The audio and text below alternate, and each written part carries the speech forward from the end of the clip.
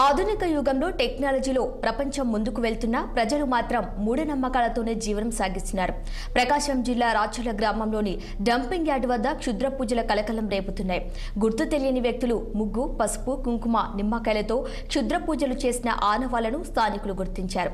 దీంతో గ్రామస్తులు భయాందోళనకు గురవుతున్నారు. క్షుద్ర పూజలు చేసిన దారిలో గ్రామంలోని పిల్లలు పాఠశాలలకు వెళ్తుంటారని తల్లిదండ్రులు ఆందోళన చెందుతున్నారు.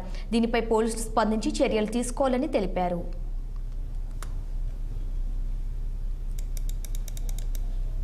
మాది రాచర్ల ఈ ఏరియాలోనే ఈ వైపుల్ని మా పొలాలు ఉన్నాయి.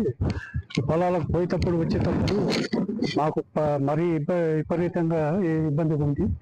ఈ చెత్త తోటి ఈ వాసన పెళ్ళు రావడం పోవడంలో అన్ని కష్టాలు పడ్డాయి. ఎంతమంది చెప్పినా వాళ్ళు పట్టించుకోవడం లేదు. దయచేసి ఈ చెత్త అనేది ఇక్కడ లేకుండా ఎక్కడ ఏర్పాటు ఎక్కడైనా ఏర్పాటు చేసి సక్రమంగా సహకరిస్తారని నేను బల్ల మీద వచ్చేటప్పుడు పోయేటప్పుడు అందరికీ ఈ స్మెల్ తోటి లేనిపోని జబ్బులు వస్తున్నాయి.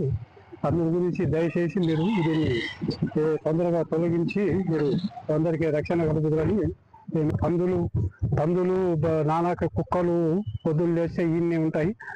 వచ్చిపోయే వాళ్ళకు జనవరిలో డంపింగ్ యార్డ్ కాడ శుద్ర పూజలు చేస్తున్నారు కాబట్టి దానివల్ల ప్రజలందరూ కూడా రైతులు కానీ ఆ దోన పొయ్యోళ్ళు కానీ అందరూ కూడా భయపడుతున్నారు కాబట్టి దాన్ని డిపార్ట్మెంట్ చర్య తీసుకొని చెప్పి కోరుకుంటున్నాము.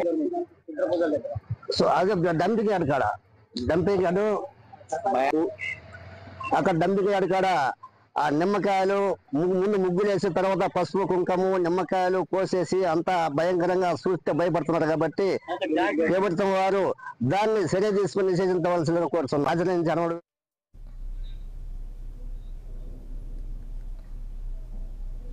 ఆజాద్ పేరుతో మొదటి లేఖను విడుదల చేసిన మావోయిస్టులు ఇప్పుడు వెంకటేష్ పేరుతో